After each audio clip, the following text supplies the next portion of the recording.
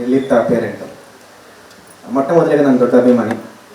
ನಿಮ್ಮ ಒಂದು ಸನ್ನಿವೇಶ ಯಾವುದು ನಿತ್ಯಾನಂದನ ಮುಂದೆ ನೀವು ತೆಗ್ದು ಸಮನ್ಸ್ ಕೊಟ್ಟಿದ್ದ ಆ ವಿಡಿಯೋ ಇವತ್ತು ನಾನು ನೋಡ್ಕೋತೀನಿ. ಅದು ಅಲ್ಲಿಂದ ಇಲ್ಲಿವರೆಗೂ ನಿಮ್ಮ ಜರ್ನಿ ನಾನು ತುಂಬ ಕ್ಲೋಸಾಗಿ ನೋಡಿದ್ದೀನಿ ಸರ್. ಇವತ್ತು ಪ್ರಪಂಚದಲ್ಲಿ ಅಥವಾ ಈ ಭಾರತದಲ್ಲಿ ಒಂದು ಸಮಸ್ಯೆ ಏನು ಎದುರಾಗಿದೆ ಅಂದರೆ, ಪ್ರಶ್ನೆ ಕೇಳೋದಕ್ಕೆ ಸಣ್ಣ ಮಕ್ಕಳಿಂದ ಹಿಡಿದು ದೊಡ್ಡ ಮಕ್ಕಳು ಎದುರ್ತಿದ್ದಾರೆ.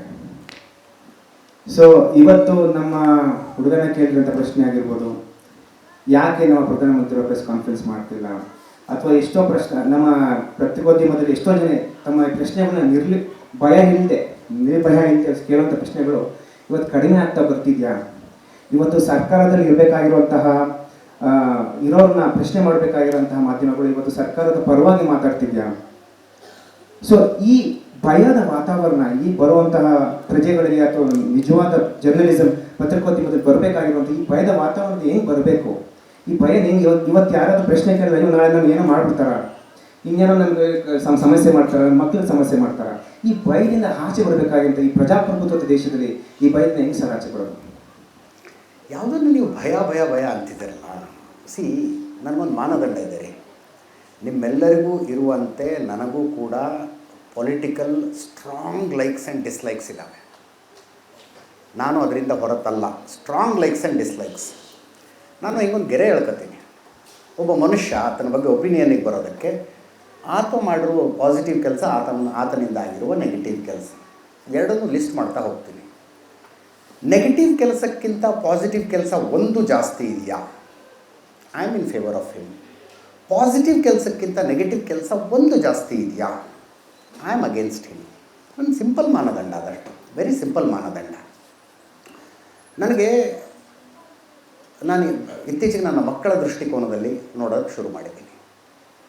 10 years ಡೌನ್ ದ ಲೈನ್ ಈ ಸಮಾಜ ಹೆಂಗಿರಬೇಕು, 50 years ಡೌನ್ ದ ಲೈನ್ ಈ ದೇಶ ಹೆಂಗಿರಬೇಕು, ನನ್ನ ಮಕ್ಕಳು ಅವಾಗ ಪ್ರೌಢಾವಸ್ಥೆಯಲ್ಲಿ ಇರ್ತಾರಲ್ಲ ಅವರು ಬದುಕು ಹೆಂಗಿರಬೇಕು ಅನ್ನೋದ್ರ ಬಗ್ಗೆ ನನಗೊಂದು ಸ್ಪಷ್ಟ ಪರಿಕಲ್ಪನೆ ಇದೆ, ತುಂಬ ಕ್ಲಿಯರ್ ಇದೆ ನನಗೆ. I consider that as a journey. 10 ಕಿಲೋಮೀಟರ್ದು ಅಂದ್ಕೊಳ್ಳೋಣ, 10 ಕಿಲೋಮೀಟರ್ ಜರ್ನಿ ಅಂದ್ಕೊಳ್ಳೋಣ. ಆ 10 ಕಿಲೋಮೀಟರ್ ಜರ್ನಿಯ ಕಡೆಗೆ, ಆ 10 ಕಿಲೋಮೀಟರ್ ಗಮ್ಯದ ಕಡೆಗೆ 1 ಸೆಂಟಿಮೀಟರ್ ಯಾವನಾದ್ರು ಕರ್ಕೊಂಡು ಹೋಗ್ತಾನಂದ್ರೂ ಅವ್ನು ಫೇವರಬಲ್ ಆಗಿ ನಾನಿದ್ದೀನಿ. 1 ಸೆಂಟಿಮೀಟರ್. ಗುರಿ 10 ಕಿಲೋಮೀಟರ್ ದೂರ ಇದೆ, ಬಟ್ ಯಾರೋ 1 ಸೆಂಟಿಮೀಟರ್ ಕರ್ಕೊಂಡು ಹೋಗ್ತಾ ಇದ್ದಾನೆ ನಾನು ಅದರ ಕಡೆ ಅಂತ.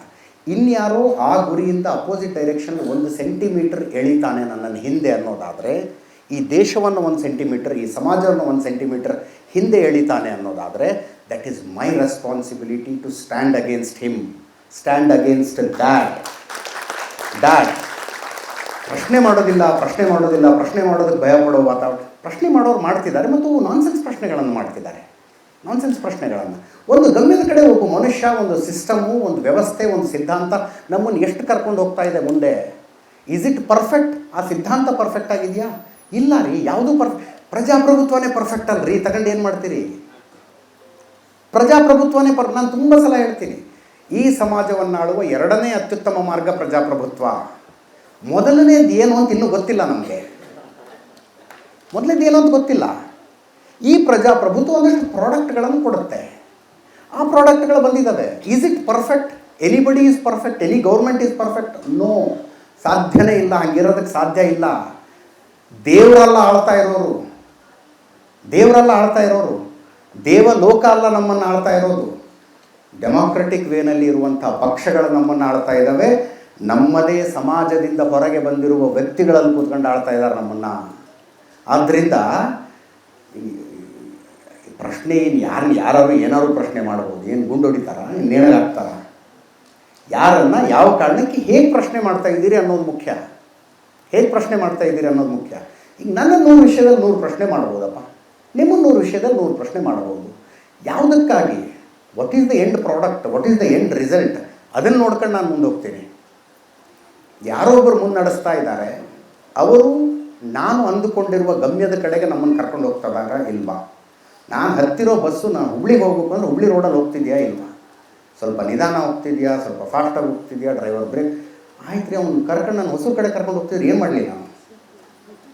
ಆದ್ದರಿಂದ ಆ ಬಸ್ಸಲ್ಲಿ ನಾವು ಇರ್ತೀವಿ. ಐ ಹೋಪ್ ನಾನು ಹೇಳಿದ ನಿಮ್ಗೆ ಇದಕ್ಕಿಂತ ಜಾಸ್ತಿ ಓಪನ್ ಆದರೆ ಮತ್ತೆ ನನ್ನ ವಿಷಯ ಎಲ್ಲಿಂದ ಎಲ್ಲಿಗೆ ಹೋಗ್ಬಿಡುತ್ತೆ. ದಯವಿಟ್ಟು ಉದ್ದೇಶಗಳು ಕ್ಲಿಯರ್ ಆಗಿರಬೇಕು ಅನ್ನೋದು ನಾವು ಹೋಗ್ತೀವಿ.